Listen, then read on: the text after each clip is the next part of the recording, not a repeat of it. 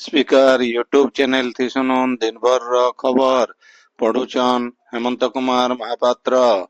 राज्यसभा निर्वाचन लगी बीजेपी प्रार्थी मनमोहन सामल आउ सुजीत कुमार आज नामांकन पत्र दाखल करिछन। बीजेपी पार्टी ऑफिस नु समर्थकों सहित शोभायात्रा थी बाहरी करी दुई जन प्रार्थी नामांकन पत्र दाखल करथिले।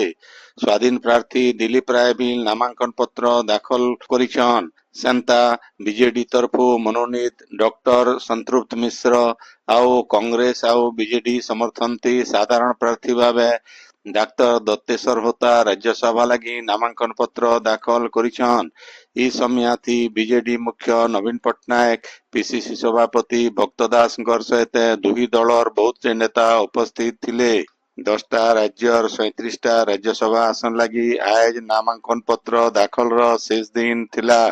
आयबा कायल प्रार्थीपत्र जांच सहित 9 तारीख के प्रत्याहार रो शेष दिन रखा जाइछे।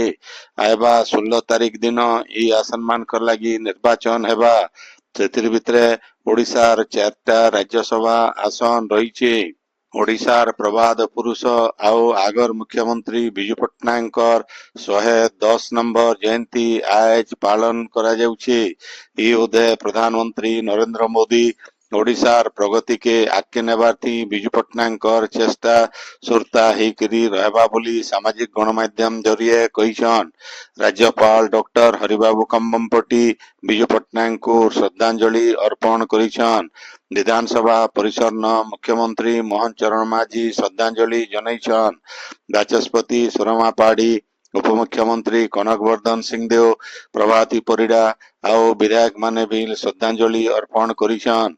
ई उदय मुख्यमंत्री कहिछन जे ओडिशार विकास के विजु पट्टनायक सबेले प्राथमिकता देउथिले।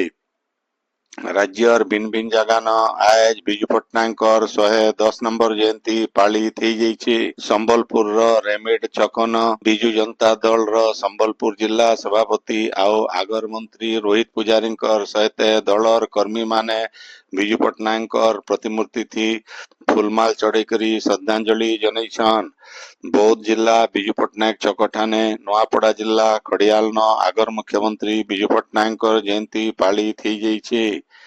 वक्ता माने ई उदय विजु बाबूंकर साहसिकता आउ निर्भीक काम के मने पकेइथिले। सूचना अधिकार अधिनियम 2005 रो सफल कार्यान्वयन उद्देश्य थी बरगढ़ जिला विजु पट्टनायक टाउन हॉल ठाने आज जिला स्तरीय प्रशिक्षण कर्मशाला आउ वक्तृता प्रतियोगिता ही जाइछे। कार्यक्रम थी जिलापाल आदित्य गोयल मुख्य अतिथि भावे जोग देकरी सूचना अधिकार आईन रो सठिक कार्यान्वयन आउ लोकमान को नियम अनुसार सठिक तथ्य देवार के आह्वान देइथिले। ई उदय कृति छात्र छात्री मान को पुरस्कार दिया जाइथिला। नुआपड़ा जिला बोर्डेन ब्लॉक पाताल गंगा न लघु वनजात दरब टोल आउ बजार करण बाबदे गोटे बैठक हो जाइछे। बैठक थी इलाकार व्यापारी माने जोग देकरी लघु वनजात दरब रो ठीक दाम बजार चाहिदा आउ उपकारिता बाबदे आलोचना करिथिले।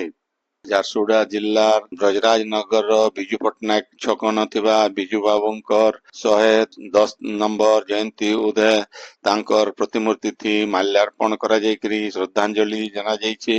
टाउन बीजेडी सभापति राधाकांत प्रधानकर अध्यक्षता थी ई उदय हेतिबा जयंती उत्सव थी ब्रजराज नगर रो आगर विधायिका अलका महांती आगर नगरपाल नंदकिशोर अग्रवाल अतिथि भावे जोग देकरी विजु बाबूंकर स्मृति चारण करिथिले।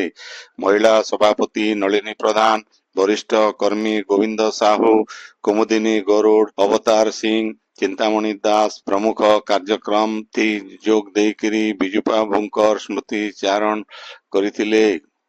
कार्यक्रम सर्वारुत्रु विजु जनता दल रो आउ गोटे गोष्ठी राज्य संपादक राजू पथरियांक नेतृत्वती आसिकरी विजु बाबूंकर प्रतिमूर्ति थी माल्यार्पण करिथिले। ब्रजराज नगर रो इंदिरा नगर कॉलोनी रो बहुत पुरुष आ महिला एमसीएल ओरिएंट जीएम ऑफिस घेराव करिकरी सेमानकर परिवार के उच्छेद नाई करबार लगी दाबी କରିଥିଲେ। ଗଲା 20 ବରଷ ହେଲା ଇ କଲୋନୀଥି ସେମାନେ ରହି ଆସୁଥିବାର୍ନ ବିପିଏଲ କାର୍ଡ ଆଉ ଦିନ ମଜୁରିଆ ଭାବେ ତାଙ୍କର କାର୍ଡ ଅଛି, ସେଥିଲାଗି ତାଙ୍କର ଘର ନାଇ ଭଙ୍ଗା ଯିବାର ଲାଗି ସେମାନେ ଦାବି କରିଛନ୍। ବ୍ରଜରାଜନଗର ସହରର ସର୍ବାଙ୍ଗୀନ ବିକାଶ ଆଉ ସୌନ୍ଦର୍ଯ୍ୟକରଣ ପ୍ରକ୍ରିୟାକେ ତ୍ୱରାନ୍ୱିତ କରବାର ଲାଗି ଆଜ ଝାରସୁଗୁଡ଼ା ଜିଲ୍ଲାପାଳ କୁନାଲ ମୋତିରାମ ଚୌହାନ ବ୍ରଜରାଜନଗର ଗସ୍ତଥି ଯାଇଥିଲେ।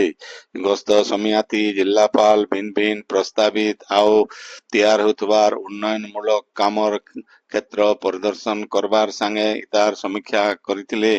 ଖାସ କରି କ୍ରୀଡ଼ା ଭିତ୍ତିଭୂମିକେ ବରକସ କରବାର ଲାଗି ଇଣ୍ଡୋର ଷ୍ଟାଡିୟମ ଆଉ ସାଂସ୍କୃତିକ ବିକାଶ ଲାଗି ତିଆର ହେଉଥିବା ଡ୍ରାମା ପେଣ୍ଡାଲର କାମ ଜଲ୍ଦି ସାରବାରକେ ସେ ବିଭାଗୀୟ ଅଧିକାରୀମାନଙ୍କୁ ନିର୍ଦ୍ଦେଶ ଦେଇଥିଲେ।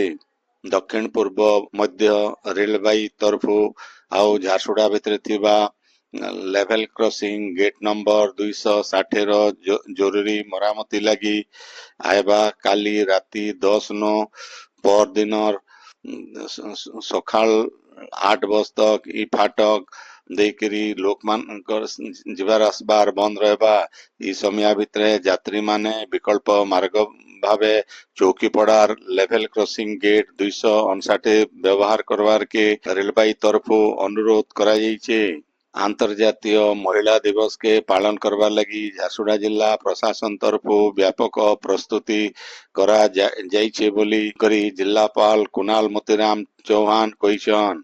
ଶ୍ରୀ ଚୌହାନ କହିଛନ୍ ଯେ ଜିଲ୍ଲା କ୍ରୀଡ଼ା ଆଉ ଯୁବ ସେବା ବିଭାଗ, ଜିଲ୍ଲା ସମାଜ କଲ୍ୟାଣ ବିଭାଗ ଆଉ ଜିଲ୍ଲା ପ୍ରଶାସନର ମିଳିତ ସହଯୋଗଥି ଆଇବା କାଲିନୁ 8 ତାରିଖ ତକ ଜିଲ୍ଲା ସବୁ ମହିଳାମାନଙ୍କୁ ଗୋଟେ 3 ଦିନିଆ ସ୍ୱତନ୍ତ୍ର କାର୍ଯ୍ୟକ୍ରମ ଆୟୋଜନ କରାଯାଉଛି। ଇ 3 ଦିନିଆ କାର୍ଯ୍ୟକ୍ରମ ଲାଗି ଫି ଦିନ ଭିନ୍ନ ଭିନ୍ନ ଥିମ୍ ରଖାଯାଇଛି। ପହିଲା ଦିନ ର ଥିମ୍ ହଉଛି ଶକ୍ତି ସ୍ୱରୂପିଣୀ। ଇ ଉଦୟ ମହିଳାମାନଙ୍କ ଲାଗି ଜୁମ୍ବା ସେସନ ଆଉ କିଶୋରୀ ଆଉ ବାଳିକା ମାନଙ୍କ ଲାଗି କେରିୟର କାଉନସେଲିଂ ର ବ୍ୟବସ୍ଥା କରାଯାଇଛି। 2 ନମ୍ବର ଦିନର ଥିମ୍ ହଉଛି ସଶକ୍ତ ନାରୀ ସଶକ୍ତ ରାଷ୍ଟ୍ର। ଆଉ ଇ ଦିନ ମହିଳା ମାନଙ୍କ ଲାଗି ସ୍ୱାସ୍ଥ୍ୟ ସଚେତନତା ଶିବିର ଆଉ ଆତ୍ମରକ୍ଷା ଲାଗି କରାଟେ ଟ୍ରେନିଂ ଆୟୋଜନ କରାଯିବା। କାର୍ଯ୍ୟକ୍ରମର ଶେଷ ଦିନ ଶକ୍ତିର ଗତି ରାଷ୍ଟ୍ରର ପ୍ରଗତି ଥିମ୍ ରହିଛି।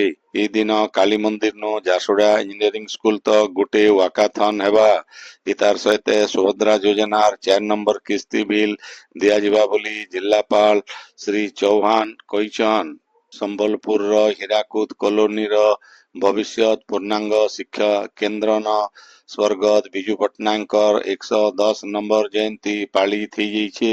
ଆଗର ରାଜ୍ୟସଭା ସାଂସଦ ସୁଶ୍ରୀ ପ୍ରମିଳା ବହିଦାରଙ୍କର ସଭାପତିତ୍ୱରେ ହେଇଥିବା ଜୟନ୍ତୀ ସଭାଥି ସମାଜସେବୀ ଆଉ ଅଖିଳ ଭାରତୀୟ କାୟସ୍ଥ ମହାସଭାର ରାଷ୍ଟ୍ରୀୟ ସଂରକ୍ଷକ ରତ୍ନଭୂଷଣ ପ୍ରୋଷେଟ ମୁଖ୍ୟ ଅତିଥି ଭାବେ ଯୋଗ ଦେଇଥିଲେ। ଇ ସଭାଥି ଶିକ୍ଷୟିତ୍ରୀ ରାଜଶ୍ରୀ ମହାନ୍ତି, କୁନିଲତା ଦେଇ, କିଶୋରୀ ଶର୍ମା ପ୍ରମୁଖ ବିଜୁ ପଟ୍ଟନାୟକଙ୍କୁ ବିଲ୍ ଶ୍ରଦ୍ଧାଞ୍ଜଳି ଦେଇଥିଲେ। କମଳ କୁମାରୀ ପଟ୍ଟନାୟକ, ଦ୍ରୌପଦୀ ମହାରଣା, ସନ୍ଧ୍ୟାରାଣୀ ପଣ୍ଡା, ଶୁଭଶ୍ରୀ ମିଶ୍ର, ରଶ୍ମିତା ବାରିକ, ସାଗରିକା ମିଶ୍ର, ନେତ୍ରମଣି ମିଶ୍ର ପ୍ରମୁଖ କାର୍ଯ୍ୟକ୍ରମ ପରିଚାଳନା କରିଥିଲେ। ରାଜ୍ୟ ଦିନର ତାତି ବଢ଼ବାରକେ ଲାଗିଛେ।